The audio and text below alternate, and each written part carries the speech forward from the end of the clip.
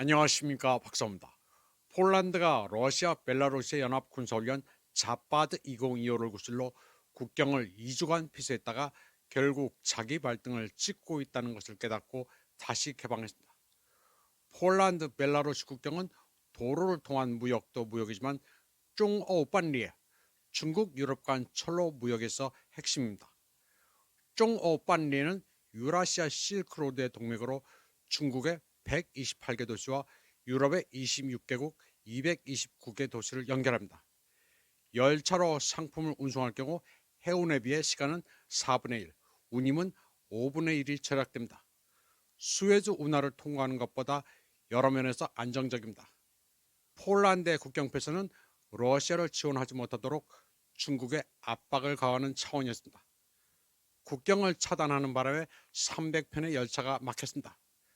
유럽의 물자를 공급하는 열차 통과로 폴란드는 매년 5억 유로의 통과 수입을 챙겨왔습니다. 그런데 이를 막아버리자 당장 독일의 자동차 산업이 부품 수급 곤란으로 어려움을 겪었습니다.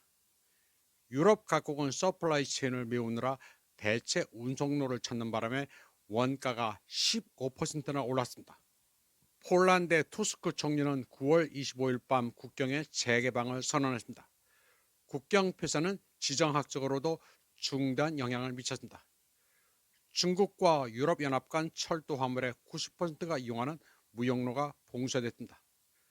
폴리티코에 따르면 폴란드와 벨라루스를 잇는 이 노선은 EU와 중국 간 전체 무역의 3.7%를 차지합니다. 이는 중국과 EU 간 무역에서 비교적 작지만 중요한 비중을 차지합니다. 특히 이 경로는 테무, 쉐인, 알리익스프레스와 같은 인기 중국 전자상거래 플랫폼에 매우 중요했습니다. 이 플랫폼들은 유럽까지 상품을 12에서 14일 만에 배송했습니다. 해상 운송에는 35에서 40일이 걸립니다. 다시 말해 벨라루스 폴란드 운송 회랑 덕분에 EU 구매자들은 저렴한 소비재를 신속하게 공급받을 수 있었습니다. 폴란드 국경 폐쇄는 중국에서 매우 민감하게 받아들여졌습니다. 당연히 베이징은 바르샤바가 자국 영토를 통과하는 통과로를 얼마나 오랫동안 차단할 계획인지 정확히 알고 싶었습니다.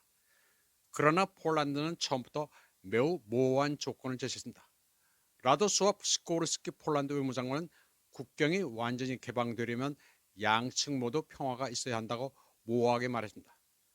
그런데 폴란드의 이러한 움직임은 전적으로 폴란드의 자발적인 결정이 아니라 빅브라더, 다시 말해 워싱턴의 조언에 따라 이루어진 것으로 추정됩니다.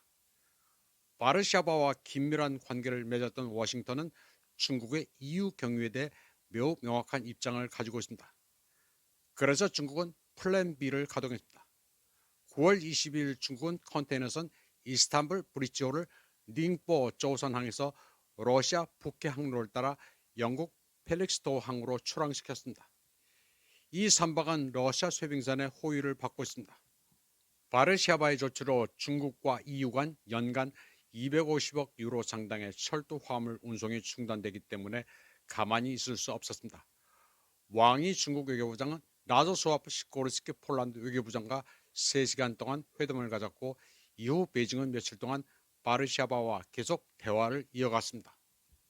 또 9월 22일에는 중국 공산당 중앙정치국 상무위원이자 중앙기율검사위원회 석인 리 씨가 민스크를 방문해 루카셴코 대통령과 회동을 가졌습니다. 이는 폴란드와의 문제가 해결되고 있음을 확인한 것입니다. 폴란드 지배 엘리트층 내에서 중국과의 관계에 대한 의견 차이는 있습니다. 하지만 많은 폴란드 국민들은 중국과 진지한 관계를 원하고 있습니다. 최근 폴란드와 중국은 1년 전 조류 독감 발생으로 중단됐던 중국 시장에 대한 폴란드산 닭고기 공급을 재개할 수 있는 협정을 체결했습니다. 폴란드는 이 시장을 잃고 싶지 않아 했습니다. 폴란드는 러시아와는 적대적이지만 멀리 떨어져 있는 중국과는 나름 관계가 나쁘지 않습니다. 많은 폴란드 기업인들, 특히 화물 운송업에 종사하는 사람들은 현재 상황에 매우 불만스러워했습니다. 폴란드 트럭 운전사들이 국경에 발이 묶였습니다. 얼마 전 폴란드 트럭 운전사들은 우크라이나 국민에게 제공되는 혜택에 항의하며 폴란드 우크라이나 국경을 봉쇄했던 적도 있습니다. 타당한 이유 없이 국경을 폐쇄하는 것은 국경 지역에서 대규모 시위를 불러올 수도 있습니다. 다음 소식입니다.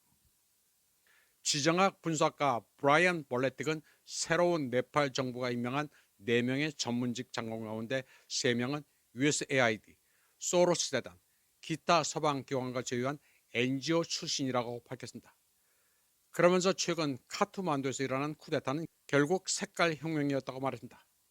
이달 초 네팔에서는 수단 구룡의 청년단체 하미 네팔이 의회 불을 지르고 공공 건물을 파괴하는 폭동으로 정부를 전복시켰습니다. 이후 들어선 수실라 카르키 임시총리는 4명의 신임 장관을 임명했습니다. 신임 교육과학기술부 장관은 마하비르 푼입니다. 브라이언 벌레틱은 이 사람이 USAID로부터 수년간 자금을 지원받아온 NGO 국립혁신센터를 운영하고 있다고 말했습니다. 또 신임 정보부 장관 자가디시 파렐은 USAID와 영국 정부가 가장 큰 파트너로 있는 NGO 미디어 헬플라인 출신입니다. 또 농업부 장관 파리야르는 사마타 재단의 이사입니다.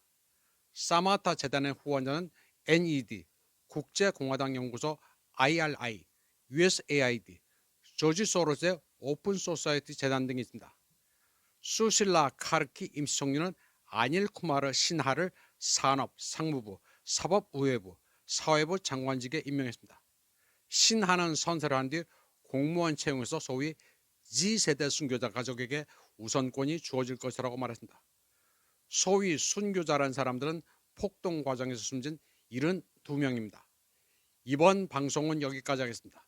시청해주신 여러분 감사합니다.